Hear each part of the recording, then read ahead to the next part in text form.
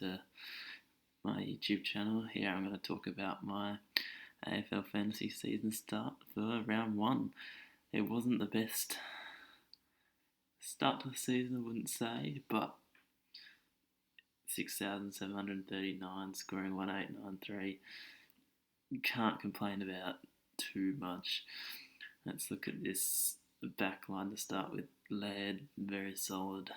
119, just had the roll. And I feel like he's going to rack up. And as I said in my previous video, I feel like he's going to challenge Lloyd for that number one spot. Tom Stewart, you can give him a pass because Geelong was just shocking, but he made his way to 79. I still feel like he's going to go 95 plus this year, and he's underpriced. Short and Daniel just loved the chippy game, loved the handball receive. And Short, 94, you take it. But hopefully, he did look like he had a fair few touches, so hopefully a bad game doesn't lead into 70. Daniel, awesome. Just love that chipping in the background, that last quarter. He just scored. He racked up about 5 or 6 plus sixes, which is very nice. Jordan Clark, scraped his way to 50 at the end, but could have been worse. 420, you want 20 points more, but hopefully he holds his spot and keeps going. And the defenders, Sharp 42, Kaczynski 44, Highmore 62. It was just a lottery who to chuck on field.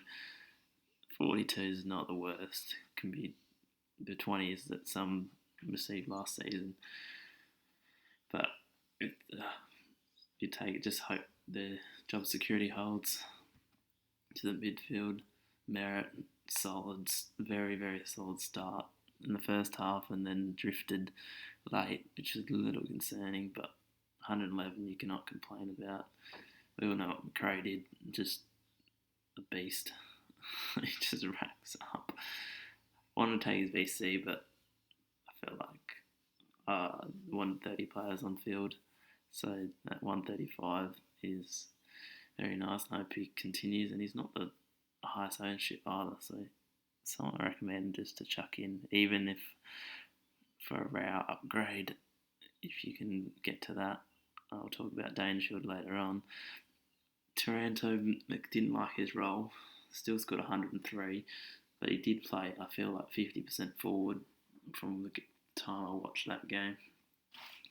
And I just seemed to be scoring bunches more than consistently throughout. So hopefully, if he loses one of those bunches, it could be a easy 70 score, which is not what you want. Matty Rao, this is the devastating news of that round. Oh no. Just hope for him, hope is not the worst scenario, and hope he can get back onto the park. But the 16 doesn't seem with AFL fantasies people happy, so hopefully he can. I'll try and get him to someone decent.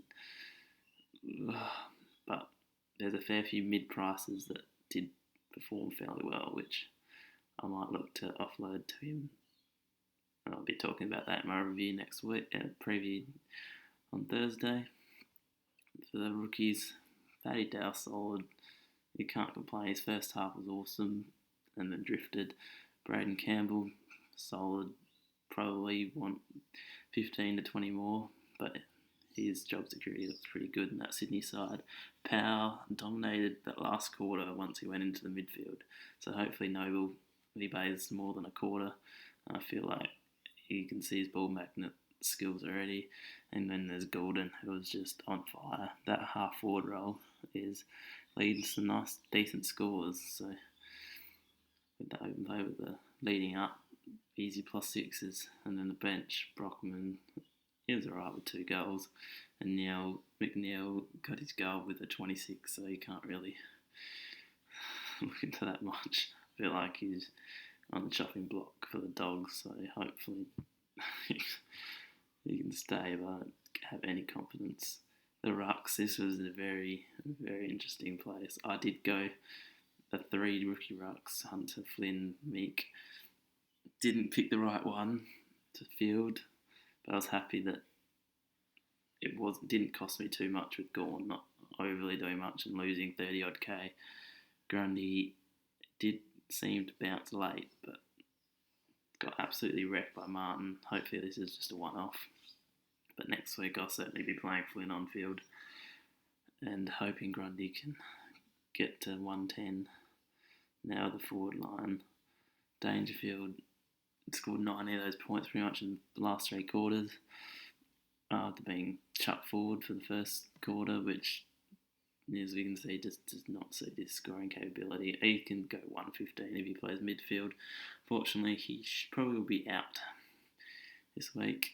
If he's out for 1, I'll probably hold 2 or more. I feel like it'll be an easy trade to either Stevenson or Hind downgrade, so I can upgrade Rao to a premium midfielder, even though none of them showed anything on the weekend. Dunkley solid.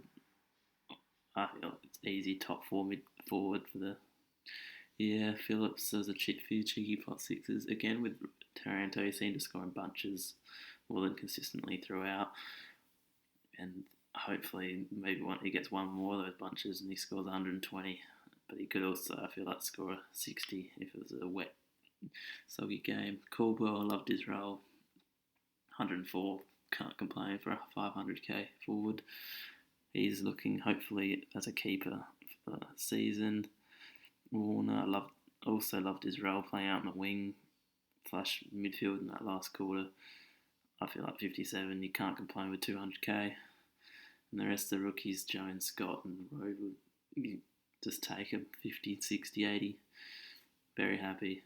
And then Lloydie Meek, hopefully hold the spot, but he could be the loophole that I need if he gets dropped. But I feel like Hunter's also in a bit of danger because he seemed to be rested forward for that whole second half of that game, which doesn't bode well for his job security at all. And with Marshall and Ryder possibly back in the next 3 weeks, it was a gamble, but if he's not, it could be a loophole. Hopefully one of them stays. But yeah, this is my team for this week. Hopefully everyone did alright, and I'll be back on Thursday for my preview of round 2. Thanks for listening.